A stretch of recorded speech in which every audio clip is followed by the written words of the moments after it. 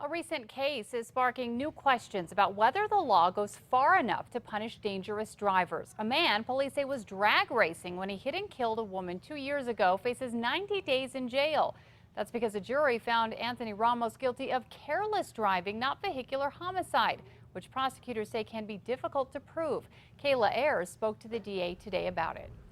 Kim, the district attorney's office says when the other driver in the case testified they were not drag racing, just driving fast, that it was a real game changer. Certainly if they were drag racing, I think that clearly people would understand that's reckless.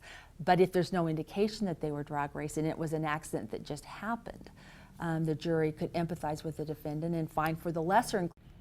That's what happened in Ramos's trial last week. Now he only faces a maximum sentence of 90 days in jail for the 2012 death of Tara Garcia instead of the 6-year prison sentence for vehicular homicide. DA Carrie Brandenburg says in order for prosecutors to secure a vehicular homicide conviction, the driver either has to be intoxicated or prosecutors have to be able to prove they're driving recklessly. In reckless driving cases, she says prosecutors only secure a conviction about 50% of the time. It's something we've seen in the past. In 2010, cyclist Dave Anderson was riding with his wife on a bike path off Paseo del Norte when Miranda Pacheco's vehicle flew off the road, killing him.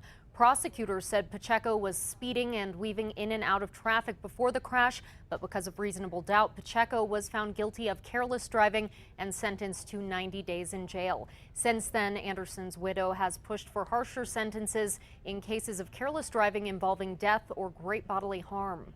The criminal penalty is not enough to make an impact on the offender, get their attention, and change their behavior.